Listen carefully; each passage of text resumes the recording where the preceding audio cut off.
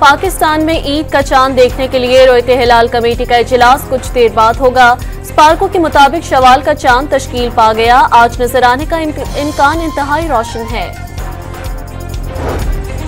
Saudi अरब और मुत्तहदा अरब अमारात समेत खलीजी ममालिक में ईद उल फितर आज मनाई जा रही है। हरमैन शरीफैन में नमाज ईद के रूह परवर इज्तिमात। मस्जिद अक्सा में भी नमाज ईद की अदायगी।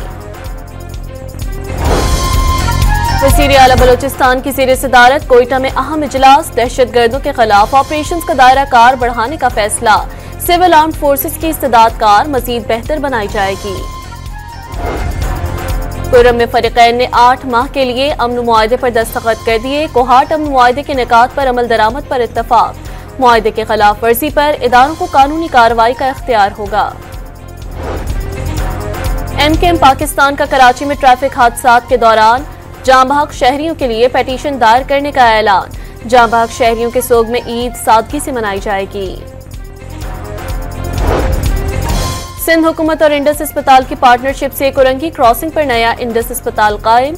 90 बिस्तरों की इमरजेंसी शुरू। 1380 बिस्तरों पर मुश्तमिल अस्पताल का इफ्तिताह जल्द होगा। सीनियर सूबाई वजीर मरियम औरंगजेब का जिना और लाहौर चिल्ड्रन अस्पताल का अचानक दौरा।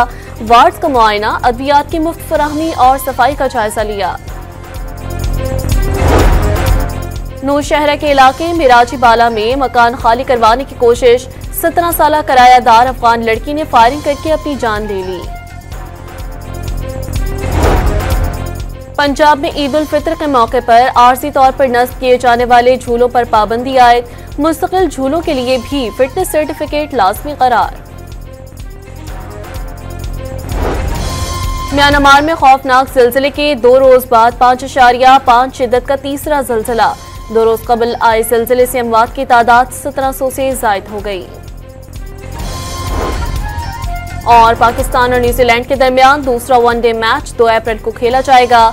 कौमी टीम हैमिल्टन के कल सुबह मकामी वक्त के मुताबिक 10 बजे प्रैक्टिस करेगी।